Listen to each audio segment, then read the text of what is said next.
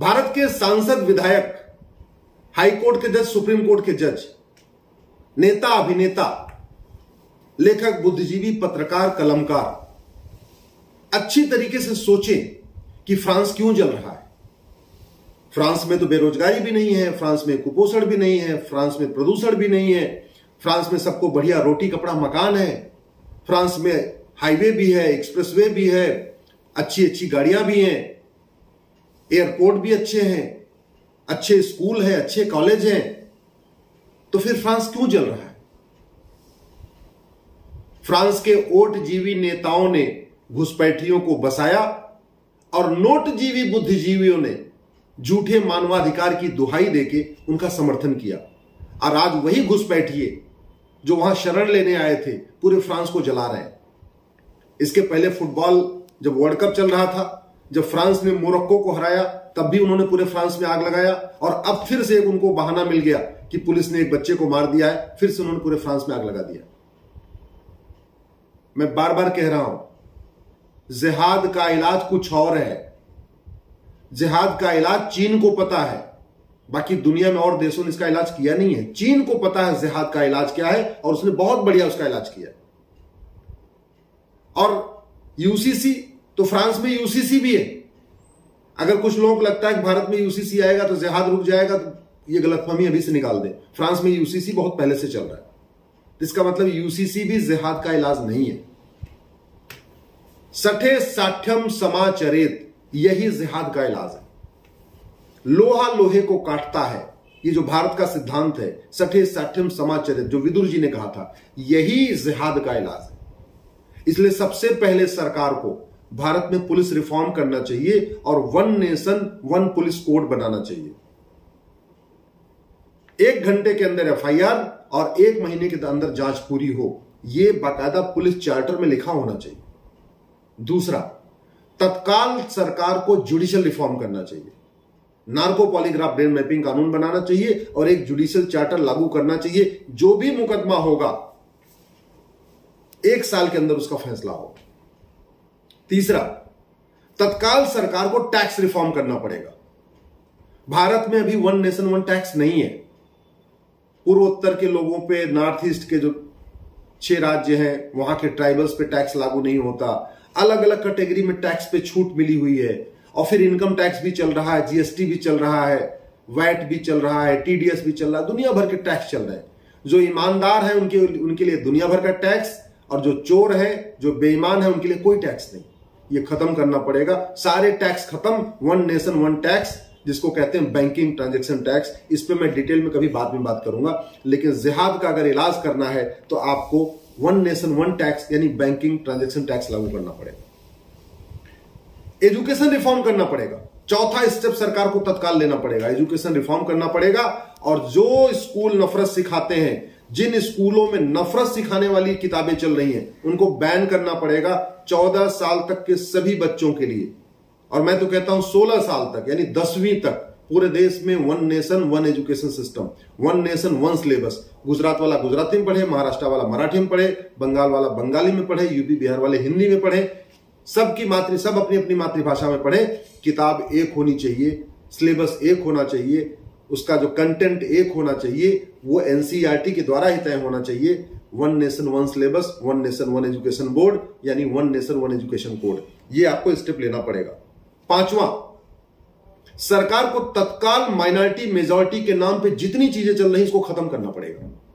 ये माइनॉरिटी और मेजॉरिटी हमारे अगले विभाजन की फाउंडेशन बना रहा है। सुप्रीम कोर्ट ने 2005 में बाल पाटिल केस में कहा था, 3 जजों की बेंच ने, जस्टिस धर्माधिकारी नो जजमेंट लिखा हुआ है कि माइनॉरिटी मेजॉरिटी का कॉन्सेप्ट जो रिलीजियस बेस पे है, ये बहुत ही खतरनाक है। और अब तो रिलीजियस बेस पे आरक्षण की मांग भी हो रही है। धार्मिक आधार पे ना कोई योजना, ना कोई मंत्रालय, ना कोई आरक्षण, कोई भी चीज नहीं। संविधान भी इसकी इजाजत नहीं देता। धार्मिक आधार पे कोई भी एक भी स्कीम नहीं होना चाहिए। 6वां, ये वक्फ एक्ट जैसे कानून जो बने हुए हैं, जो धार्मिक आधार पे बने हुए हैं, वक्फ एक्ट जैसा कानून न हिंदू के लिए है, न जैन के लिए है, न बौद्ध के लिए है, न सिख के लिए है, न पारसी के लिए है, न ईसाई के, किसी के लिए नहीं। इस तरीके जो मजहबी कानून है, इनको सारे के सारे कानूनों को खत्म करना पड़ेगा, तब जिहाद रुकेगा। मैं बार बार कह रहा हूं, फ्रांस में सब कुछ है, बस दिक्कत क्या थी, उसने सठे साठ्यम समाचर्य सिद्धांत को नहीं अपनाया, उसने विदुर को नहीं पढ़ा, उसने चाणक्य को नहीं पढ़ा। जिहाद का अगर इलाज करना है तो आपको चाणक्य और विदुर नीति को और चाणक्य नीति को फॉलो करना ही पड़ेगा, नहीं तो फ्रांस की तरीके एक दिन पूरा भारत जलेगा।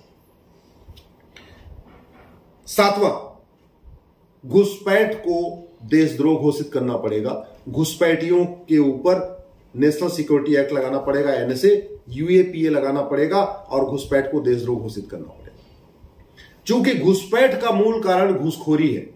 घुसपैठिए घूस दे के आते हैं, घूस दे के आधार बनवाते हैं, घूस दे के राशन कार्ड बनवाते हैं, घूस दे के वोटर आईडी बनवाते हैं, घूस दे के बर्थ सर्टिफिकेट बनवाते हैं। सारा काम घूस पे ही चलता है और बाद में घूस दे के बैंक में खाता खुलवा लेते हैं। फिर फ्री का मकान, फ्री की दुकान, फ्री का राशन कार्ड, सब कुछ फ्री का राशन लेते हैं। दिल्ली में तो मुफ्त में पानी भी ले रहे हैं, मुफ्त में बिजली भी ले रहे हैं, सब घुसपैठिए मजे कर रहे हैं। घुसपैठ को देशद्रोह घोषित करना पड़ेगा और घुसपैठियों को कम से कम 10 साल से 20 साल की सजा देने का कानून बनाना पड़ेगा, तब ये घुसपैठ रुकेगी। फ्रांस में देख लीजिए कितने 10 लाख घुसपैठिए हैं, पूरे फ्रांस को आग पे उन्होंने ढेर पे खड़ा कर दिया है। भारत में तो 5 करोड़ से ज्यादा घुसपैठिए आ चुके हैं। 9वां, चूंकि सभी जो देश विरोधी काम है उनकी फंडिंग कालाधन से होती है, हवाला से होती है, इसलिए कालाधन और हवाला के खिलाफ कठोर कानून बनाना पड़ेगा। जिनके खिलाफ कालाधन मिले, जिनके खिलाफ जो हवाला का धंधा कर रहे हैं, उनके खिलाफ एनएसए लगाना पड़ेगा, यूएपीए लगाना पड़ेगा और देशद्रोह की धारा लगाना पड़ेगा। 10वां, धर्मांतरण हमारी राष्ट्रीय सुरक्षा के लिए खतरा है। सुप्रीम कोर्ट कह चुका है, मेरी पीआईएल पे सुप्रीम कोर्ट ने पिछले साल 14 नवंबर 2022 को कहा था, आप लोग गूगल कर लेना, कि धर्मांतरण राष्ट्र की सुरक्षा के लिए खतरा है। ये सुप्रीम कोर्ट कह चुका है, मेरी पीआईएल पे सुप्रीम कोर्ट ने कहा। जब सुप्रीम कोर्ट कह चुका है धर्मांतरण राष्ट्रीय सुरक्षा के लिए खतरा है, तो हम धर्मांतरण कराने वाले जिहादियों और मिशनरियों पे एनएसए क्यों नहीं लगा रहे, यूएपीए क्यों नहीं लगा रहे, देशद्रोह की धारा क्यों नहीं लगा रहे, उनकी 100% प्रॉपर्टी क्यों नहीं जब्त कर रहे, उनके घरों को हम डिमोलिश क्यों नहीं कर रहे, उनको हम आजीवन कारावास की सजा के लिए कानून क्यों नहीं बना रहे।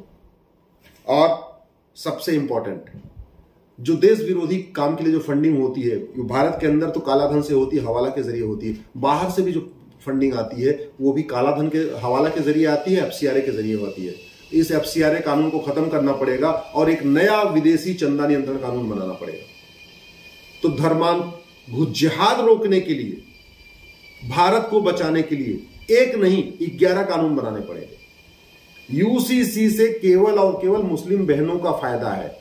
यूसीसी से न जिहाद रुकेगा, न मजहबी उन्माद रुकेगा, न कट्टरवाद रुकेगा, न चरमपंथ रुकेगा। इसका सीधा सीधा एग्जांपल मैं आपको फ्रांस का बता रहा हूं।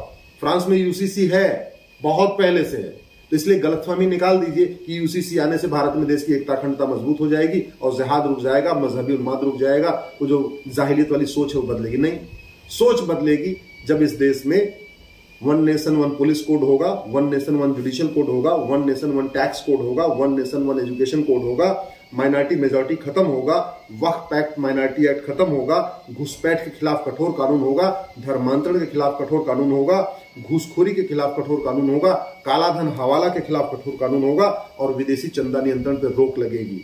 ये एक नहीं 11 कानून बनाना पड़ेगा, तब जिहाद रुकेगा। नहीं तो जैसे आज फ्रांस जल रहा है, आने वाले टाइम में भारत भी जलेगा और भारत जल चुका है, भारत के कई हिस्से जल चुके हैं।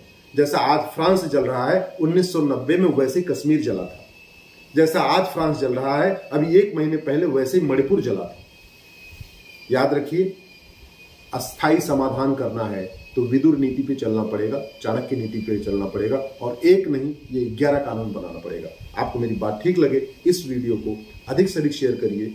आईएएस आईपीएस अगर आपके जानने वाले उनके पास शेयर करिए, हाई कोर्ट सुप्रीम कोर्ट के जजों के पास शेयर करिए, अपने सांसद विधायक मंत्रियों को शेयर करिए और यूनिवर्सिटीज में अगर आपके जानने वाले प्रोफेसर हैं उनको शेयर करिए। देश के सभी बुद्धिजीवियों तक इसको पहुंचाइए, पत्रकारों तक इसको पहुंचाइए।